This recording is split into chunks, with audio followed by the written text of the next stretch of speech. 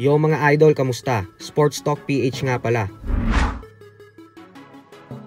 Ang usapin kay Pacquiao, pag-usapan natin yan mga idol. Ngunit bago ang lahat ay huwag kakalimutang mag-subscribe at i-click ang notification bell button for more sports talk. So alam nga po nating lahat na isa ngayon sa may pinakamaingay na pangalan sa Philippine boxing, ang anak ng ating pambansang kamauman ni Pacquiao na si Eman Bacosa. Ito po ay dahil sa sunod-sunod na panalo niya via knockout magmula nang siya ay tumungtong sa professional boxing. Bukod dyan ay dahil anak siya ng nag-iisang 8th Division World Champion. Kaya naman mas lalong nakatutok sa kanya ang mga mata ng mga Pinoy boxing fans. Katulad lang din sa anak ng British boxing legend Ricky the Hitman Hatton na si Campbell Hatton. Kung saan bagamat baguhan pa lamang ito, ay talaga namang nakasubaybay talaga ang lahat ng Briton sa bawat mga laban nito. Subalit madami nga pong kumakalat na mga usapin at videos ngayon sa social media kung saan sinasabi ng ilang mga fans na mukhang naiilang daw ang ating pambansang kamao na kasama si Bacosa. Subalit ako na po mismo ang magsasabi na walang katotohanan ang pinapakalat ng mga walang magawa sa buhay na tao sa social media. Sa katunayan po ay laging magkasama si Pacquiao at Bacosa mag-ensayo, kung saan madalas pagbigyan ni Pacman ng payo ang kanyang anak. Bukod dyan ay present din si Pacquiao sa mga weigh-in at mga laban ni Bacosa. Mismong ang asawa na ni Pacman na si Madam Jinky na din ang nagsabi kay Pacquiao na suportahan daw nito si Bacosa kasi anak niya umano ito. Kaya naman wala pong katotohanan ang mga sinasabi sa social media na naiilang ang ating pambansang kamao kay Bacosa.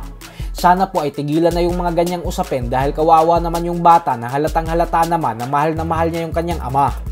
Sa kabilang banda naman mga idol ay bagamat nga po hindi dumalo ang former 3 Division World Champion angas ng Pinas General Casimero, sa kakatapos lamang na Manny Pacquiao and Flash Elorde Boxing Awards na ginanap sa Okada, Manila, kung saan si MP Promotions President Sean Gibbons na lamang ang tumanggap ng kanyang award, ay mukhang enjoy naman nga po si Casimero sa probinsya dahil hinaharana pa nito ang magandang dilag na madalas niyang kasama sa mga video sa mga nakalipas na linggo.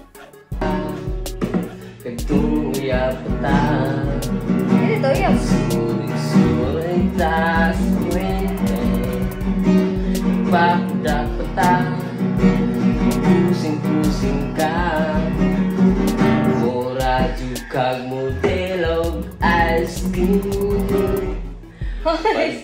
Patungkol naman sa susunod na laban ni Casimero ay wala pa po tayong balita patungkol dyan. Hindi pa din po kasi naglalabas ng announcement ang kampo ni Casimero at maging ang Treasure Boxing Promotions ni Masayuki Ito patungkol sa next fight ng Angas ng Pinas.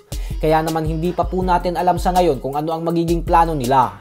October pa nitong nakalipas na taon ang huling laban ni Casimero, kung saan nauwi sa tabla ang naging resulta ng kanilang bakbakan ni Yukinori Oguni na ginanap sa Japan.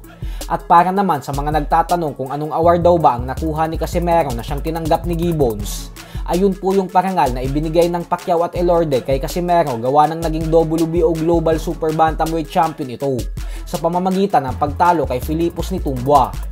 Hindi din po totoo na 2023 Boxer of the Year ang nakuhang award ni Casimero dahil si Marlon Tapales po ang hinirang bilang Boxer of the Year gawa ng pagtalo niya kay Muradjon Akhmadaliev, dahilan kung bakit siya naging isang unified IBF and WBA Super Bantamweight World Champion. So hanggang dito na lang po muna tayo mga idol.